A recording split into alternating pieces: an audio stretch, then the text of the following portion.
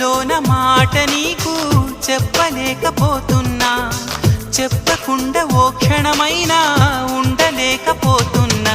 ఎలా చెప్పనమ్మా నాలోని ప్రేమ